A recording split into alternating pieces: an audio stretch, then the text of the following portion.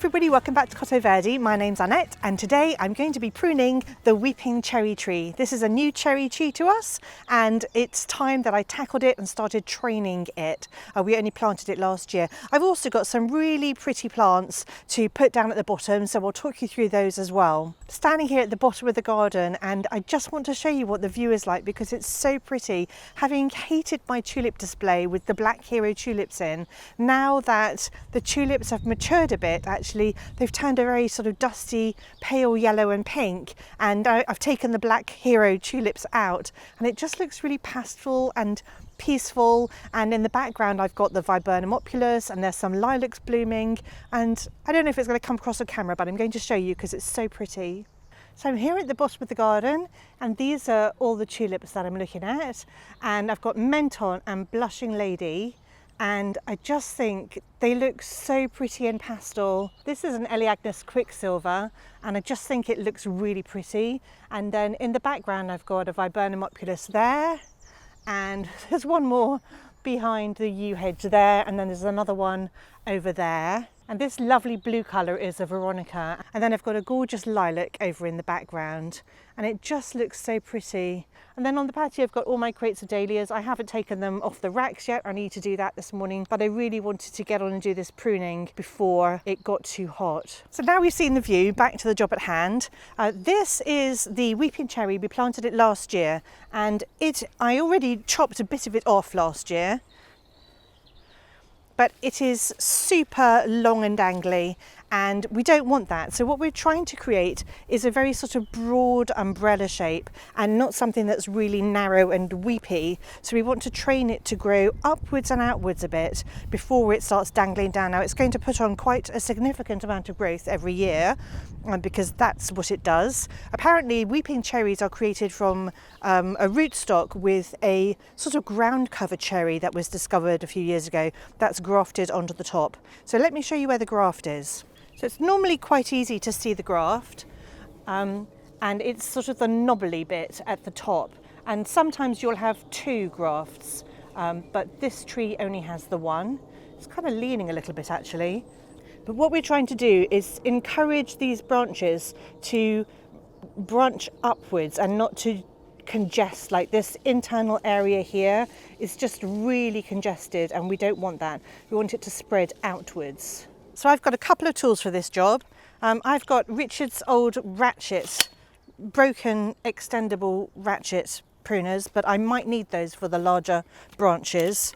I've got my Falco secateurs and I also have my big pruners, and these will probably do the job pretty well for me. But anything sharp that's sturdy enough to do the pruning should be good enough. The best time to prune the cherry tree is after it's flowered, because if you prune it before that, then you'll lose a lot of the blooms, the blossom, which is why we have the weeping cherry tree. It's not really for the foliage in the summer, it's for all the blooms that we get in the springtime. Now mine is completely finished pruning, and in fact I can see these aren't supposed to create cherries, but I did see a little bud here earlier.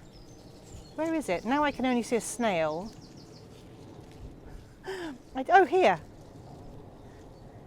So there is one cherry, but it's not supposed to create cherries. The cherries created by this tree are not going to be edible. So this is these principles are for pruning weeping cherries, and they are not for edible cherries and not for ornamental cherries that aren't weeping. So this is just for a weeping cherry tree.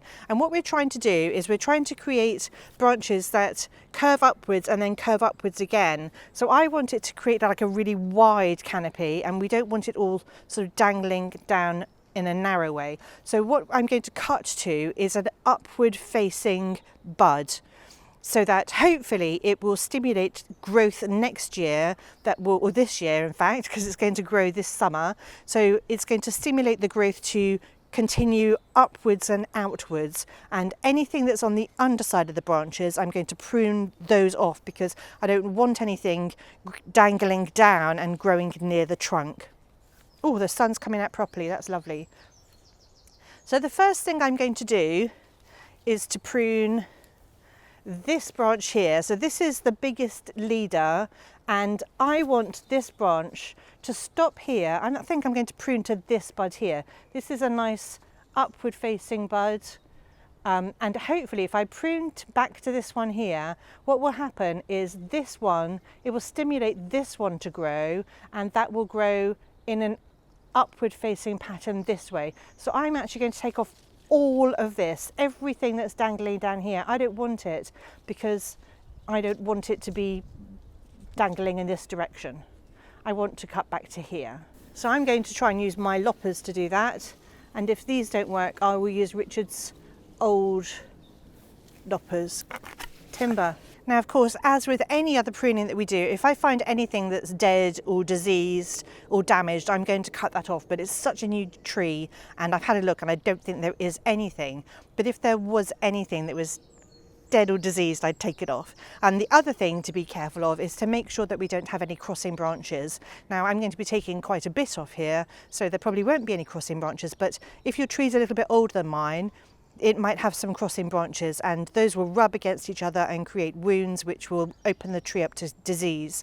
So it's best to take off one of those crossing branches. So choose the one you'd prefer to keep and take the other one off. So now I've got this one that's going to create hopefully a nice arc, and any branches that are coming out from the underside, we want to take those off because we want to encourage upward growth, and we don't want to encourage growth that's on the underside of the branch. So I'm going to take this off here. This is also a really long branch. It's touching the ground. So I need to prune this one back. And again, I'm going to prune it to somewhere where it's going to grow upwards. So I think this is too far back. I'm going to prune it to this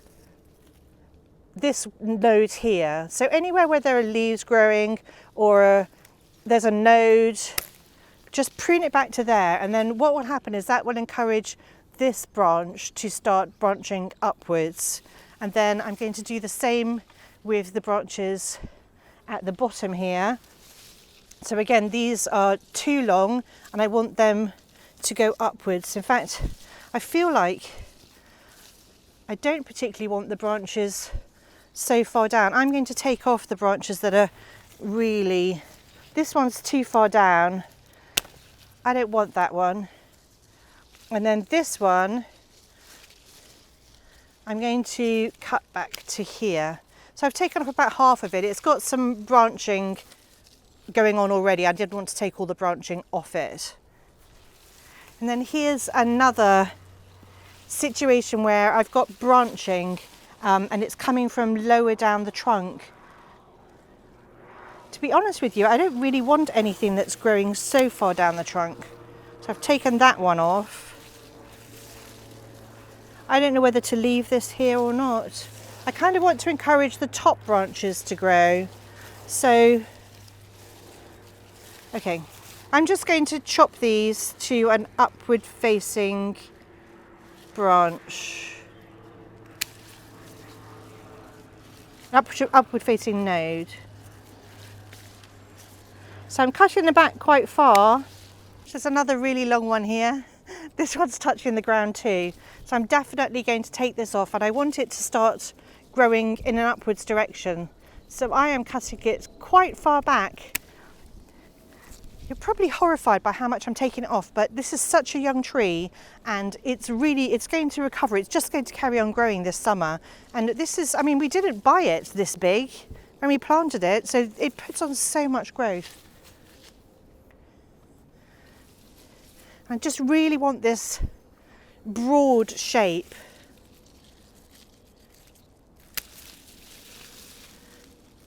And I don't want the really low branches at all. So now that that's done, I'm going to plant some pretty plants at the bottom. This is going to create ground cover so we don't have to weed it so often. Richard did a really good job of weeding it last weekend, but I really want to make sure that we don't have to keep weeding it. And the best thing to do is to put some ground cover in. Now, we didn't plant ground cover when we planted the tree because we wanted it to really establish, and I didn't want anything competing with the tree's roots. But now I think as long as we don't plant right up against the trunk, now is a good time to be able to plant here. These are Royal Wedding poppies that I propagated last year. I took root cuttings. Unfortunately, I've only got 4, so it's a little bit of an odd number, as in it's not an odd number, it's an even number. As with everything we plant, I'm going to be adding some plant food to the bottom of the planting hole.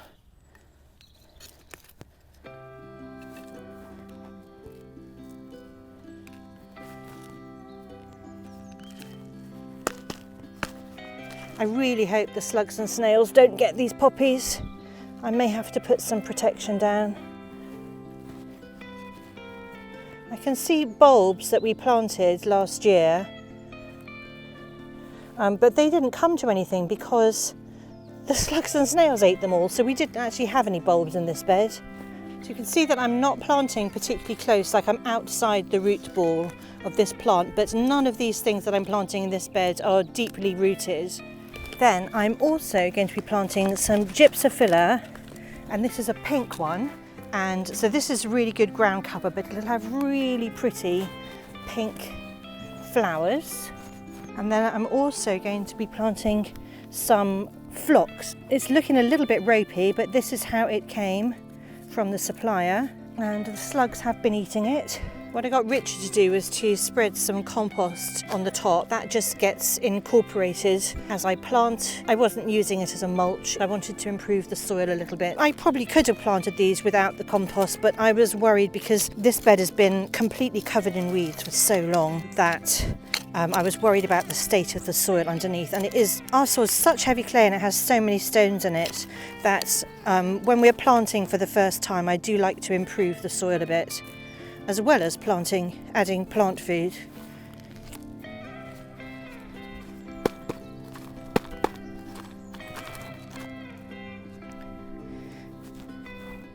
I may be planting these prematurely, these poppies, because they don't appear to have massive root systems, but I'm hoping they'll be happier in the ground. And I know everything looks really far apart, but it will be fine over time. So the poppy will make a nice big mound here, and then the phlox is going to be low growing, and then there'll be another nice mound of poppy here, and the gypsophila will just have this sort of airy mass of pink. And then I've got 3 lamium or lamium. This is a fantastic ground cover and it will really spread.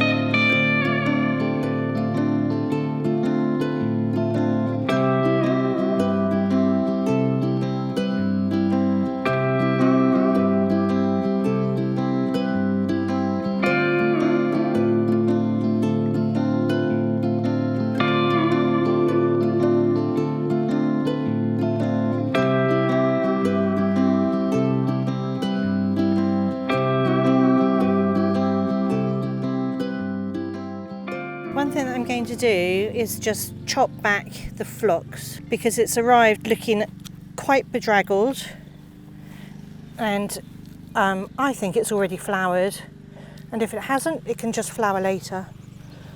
So that's it for today. I've finished pruning the weeping cherry tree and I've planted up the bottom, hopefully with some lovely colour, but also some ground cover. And I'm super proud of the royal wedding poppies that I managed to propagate. Apologies if you can hear next door's lawnmower. Hopefully it's not too loud on the mic. Anyway, I really hope you've enjoyed the video. If you have, do give it a like, it really does help me. And subscribe if you'd like to see more videos like this in the future. Anyway, thanks for watching and I'll see you all next time.